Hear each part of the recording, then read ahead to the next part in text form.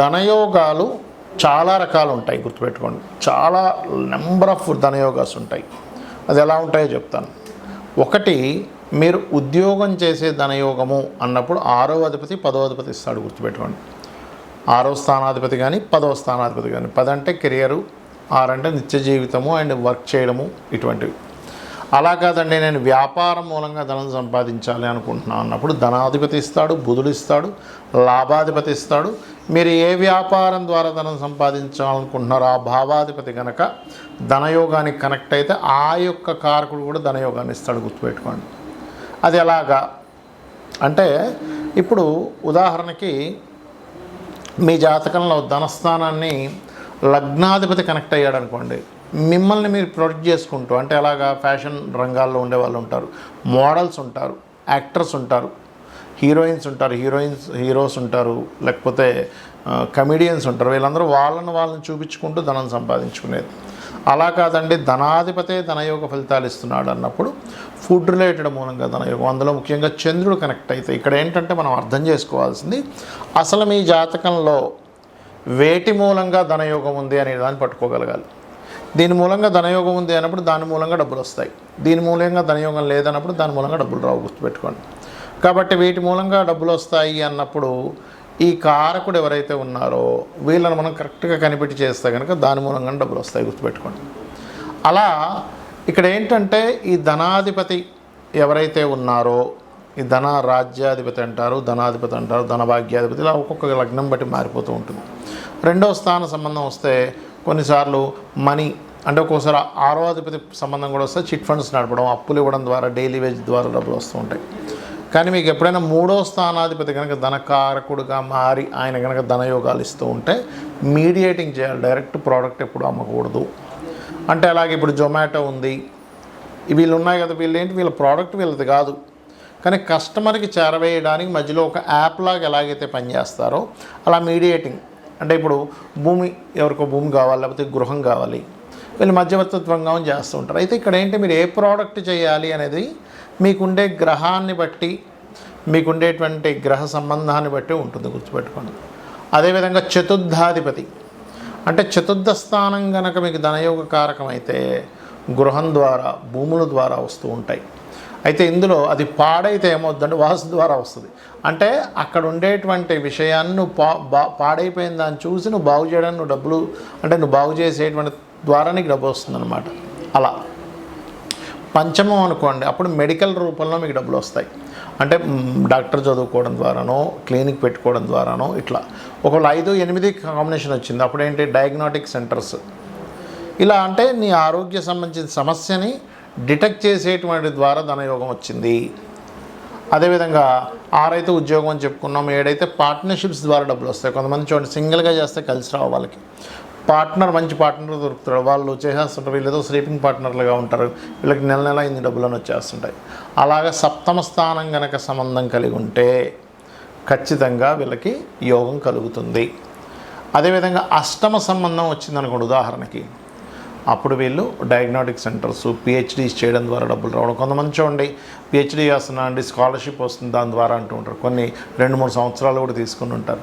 అదేమిటంటే అదంతా యోగం, అది అకల్ట్ రిలేటెడ్ ద్వారా, నిగూఢమైనటువంటి విషయాల ద్వారా. కొంతమందికి ఏవో నిధులు అవి దొరుకుతూ ఉంటాయి, తాతగారు ఎక్కడో దాచిపెట్టింది, లేకపోతే ఎక్కడో ఏదో నిధి దొరికిందండి అంటుంటారు. అది అష్టమం గనక ధనయోగాన్ని ఇచ్చేదైతే, అది కూడా వృశ్చిక రాశిలో కానీ అష్టమం పడడం, తులారాశి మన కుంభరాశిలో కానీ పడితే అప్పుడు మీకు నిధి ద్వారా ధనయోగం ఉంటుంది. ఇప్పుడు భాగ్యాధిపతి ధనయోగాన్ని ఇస్తే మీరు టీచింగ్స్ కానీ, ట్రైనింగ్స్ కానీ, కన్సల్టెన్సీ కానీ, ఎవరికైనా ఏదైనా గైడ్ చేసే దాని ద్వారా ధనయోగం ఉంటుంది, ఇది గుర్తుపెట్టుకోవాలి. దశమం మరలా ఎగైన వృత్తి, లాభం అయితే కనుక ఈవెంట్స్ లేకపోతే బిజినెస్ ద్వారా రావడం. 12 అయితే ఓన్లీ సర్వీసెస్, మీరు ఏది ప్రోడక్ట్ రిలేటెడ్ మూలంగా ఇవ్వకూడదు.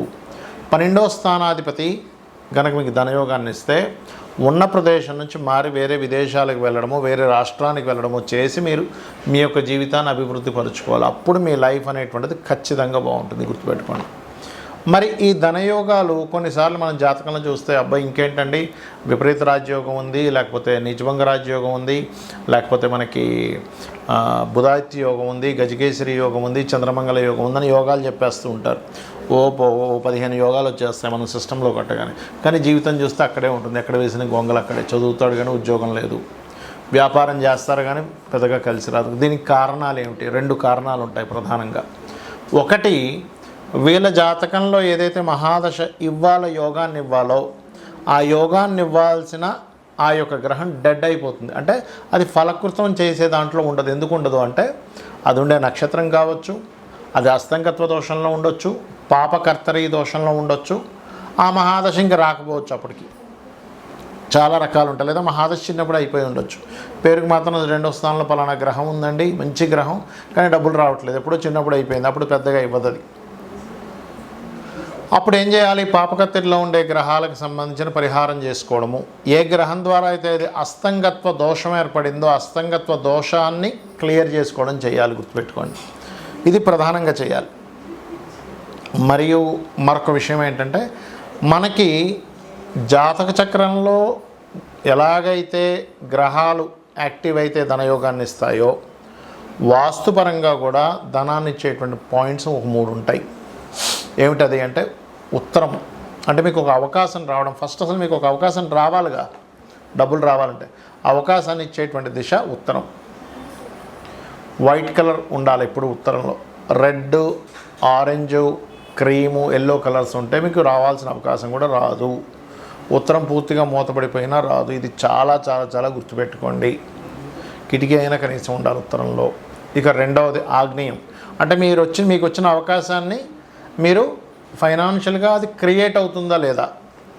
ఆగ్నేయం ఏంటంటే మీకు పర్టికులర్గా మీకు వచ్చిన అవకాశం అది మనీగా మారాలిగా. వచ్చిన అవకాశం వచ్చింది, ఒక ఫోన్ కాల్ వచ్చింది, ఒక కన్సల్టెన్సీ మీరు ఏదో అబ్రాడ్ కన్సల్టెన్సీ పెట్టుకున్నారు, ఫోన్ కాల్ వచ్చింది, ఈ ఆఫీస్కి వచ్చి కలిశారు, మాట్లాడారు, వెళ్ళిపోయారు.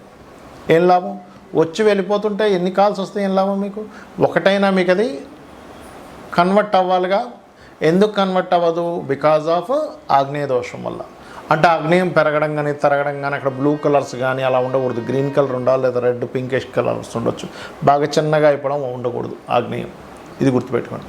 ఇక 3వది, కస్టమర్ వచ్చాడండి, కన్వర్ట్ అయ్యాడు కానీ లాభం రాలేదు. బేరం ఆడి సర్లే ఎవరో ఒకరు ఏదో ఇట్లా ఏమీ లేదు కదా, సరే ఇచ్చేసేయండి, ఏదో రేట్ కానీ ఇచ్చేస్తాం. దానికి కారణం పడమర. పడమర కనుక దోషం ఉంటే వెస్ట్ ఈజ్ లాభాలు, గెయిన్స్ అండ్ ప్రాఫిట్స్. అంటే మీకు వచ్చినటువంటి కస్టమరు అక్కడ పడమర దోషం ఉండడం వల్ల మీకు రావాల్సిన లాభం రాదు. సో ఇవి చూసుకుంటూ చేయండి, ఖచ్చితంగా మీకు ధనయోగం కలుగుతుంది. మరియు దీంతోపాటు ఓం ధర్మాధ్యక్ష ధనాధ్యక్ష ధనధాన్య వివర్ధిని నమః అనే మంత్రం చేయండి. 100% మీరు ధనవంతులు అవుతారు. శ్రీమాత్రే నమః. 6 నిమిషాలు వచ్చిందా ఇది? అయితే 1.5 చెప్తాను. మిథునం వారికి కనుక చూసుకున్నట్లయితే ప్రధానంగా మీకు మిథునం వాళ్ళని ఎప్పుడు నేను నడిచే వికీపీడియా అంటూ ఉంటాను. చాలా నాలెడ్జ్ బాగా గెయిన్ చేసుకుంటూ ఉంటారు. తల్లితో దూరంగా ఉండడానికి ఇష్టపడరు. మదర్ ఎప్పుడు కూడా దగ్గరగా ఉండాలి, ఎందుకంటే 194th లగ్న కాబట్టి అది. అలాగే మరొక విషయం ఏంటంటే, కుటుంబ స్థానాధిపతి చంద్రుడు కూడా అవుతాడు ఇక్కడ. మరి మీకు ధనాధిపతి కూడా చంద్రుడు అవుతాడు. మీకు ధనయోగాన్ని ఇచ్చే గ్రహాలు ఏమవుతాయి, గోచారంలో ప్రస్తుతం ధనయోగ సంబంధించిన విషయాలు ఎలా ఉంది, ఏ పరిహార మార్గం చేసుకోవాలి అనేటువంటి అంశాలు, మరియు వాస్తుపరంగా ఎటువంటి దోషాలు ఏర్పడతాయి మీకు ధనం రావట్లేదంటే అనేటువంటి అంశాలు చెప్తుంది నేనైనప్పటికీ చెప్పిస్తుంది సాక్షాత్ లలితా అమ్మవారిగా భావిస్తూ, ఆ లలితాంబిక అమ్మవారి యొక్క అనుగ్రహం మీకు పరిపూర్ణంగా కలగాలని మనస్ఫూర్తిగా కోరుకుంటూ, ఇక్కడ గమనించినట్లయితే మీకు ధనాధిపతి చంద్రుడు. అంటే చంద్రబలాన్ని మీరు ఎక్కువగా పెంచుకుంటూ ఉండాలి ఫైనాన్షియల్గా గ్రోత్ రావాలంటే. ఎంత మీకు చంద్రబలం పెరుగుతూ ఉంటే అంత ధనపరంగా అద్భుతంగా ఉంటుంది. చంద్రుడు, శుక్రుడు, పంచమాధిపతి అయిన శుక్రుడు ధనయోగాన్ని ఇచ్చే కారకుడు, లక్ష్మీకారకుడు, మన ఆలోచన మన ధనం కాబట్టి. అదేవిధంగా షష్టమాధిపతి ఇక్కడ పూర్వజన్మ కర్మకారకుడి కుజుడు. అందుకని మీరు ఎట్టి పరిస్థితుల్లో మిథున లగ్నం వారు లైఫ్లో పాటించవలసిన విషయం ఏమిటి అంటే, గొడవ జోలికి వెళ్ళకూడదు. మీరు ఎంత అగ్రెసివ్గా పనులు చేస్తారో, ఎంత అగ్రెసివ్గా గొడవల్లోకి వెళ్తారో, ఎంత అగ్రెసివ్గా ఉంటుంటారో, మీ లైఫ్లో పూర్వజన్మ కర్మ యాక్టివ్ అవుతూ అంత వెనకబడుతూ ఉంటారు. గుర్తుపెట్టుకోండి, ఇది చాలా చాలా చాలా ముఖ్యమైనటువంటి అంశం. అదేవిధంగా మీకు దశమాధిపతి అయినటువంటి గురువు, భాగ్యాధిపతి అయిన శని కూడా ధనయోగ కారకులు. అయితే ఈ 5గురిలో ఎవరైనా మీకు స్ట్రక్ అయ్యి ఉన్నారా, ఆ మహాదశ నడుస్తుందా అంటే గురుదశ కానీ, శనిదశ కానీ, లేకపోతే శుక్రదశ కానీ, కుజదశ కానీ, చంద్రదశ కానీ, ఈ దశలో ఏమైనా నడుస్తూ ఇదేదైనా స్ట్రక్ ఏమైనా ఉందా అని చెక్ చేసుకోవాలి. ఎందుకంటే ఈ గ్రహాలలో ఈ 5 ఏది స్ట్రక్ అయినా ఆ మహాదశ అంతర్దశలు నడుస్తున్నా మీకు డబ్బులు అవుతాయి. సింపుల్, ఇంకా అందులో డౌట్ ఏం లేదు. ఇది సూత్రం అనమాట, ఆస్ట్రాలజికల్ సూత్రాలు ఇవన్నీ నేను చెప్పేది. కాబట్టి చేస్తూ మీరు ఓం సంపత్కరీ సమారూఢ సింధుర వ్రజ సేవితాయ నమః చేస్తూ ఉండండి. నవగ్రహాల్లో కుజ గురు గ్రహాల దగ్గర దీపారాధన చేయండి. అది కూడా ఎప్పుడెప్పుడు చేస్తారు? శనివారము, మంగళవారము, గురువారం, ఈ 3 రోజులు చేయండి. కుజగ్రహం దగ్గర, గురుగ్రహం దగ్గర చక్కగా నేతితో కానీ నూనెతో కానీ దీపం వెలిగించవచ్చు. అయితే అందులో ముఖ్యంగా నెయ్యితో కనుక దీపం వెలిగిస్తే మరింత మంచి ఫలితాలు వస్తాయి మీకు, గుర్తుపెట్టుకోండి. అదేవిధంగా మీకు ధనాధిపతి చంద్రుడు అవుతాడు కాబట్టి ఇంట్లో వాయువ్య దిశ, దీన్నే ఇంగ్లీష్లో నార్త్ వెస్ట్ అంటారు. నార్త్ వెస్ట్ డైరెక్షన్ని ఎక్కడా కూడా వాష్రూమ్స్ లేకుండా చూసుకోండి. అక్కడ వాష్రూమ్స్ ఉంటే అదేమైపోద్ది? చంద్రుడు కాబట్టి కారకుడు, మనస్కారకుడు కాబట్టి మనిషి రకరకాల వాటికి వ్యసనాలకు గురవడము, అదేవిధంగా పర్టికులర్గా వీళ్ళకి ఫైనాన్స్ రావాల్సినటువంటి దిశలో అక్కడ అది ప్రాబ్లమాటిక్ రావడం వల్ల అది ఆగడం అనేటువంటివి జరుగుతూ ఉంటాయి.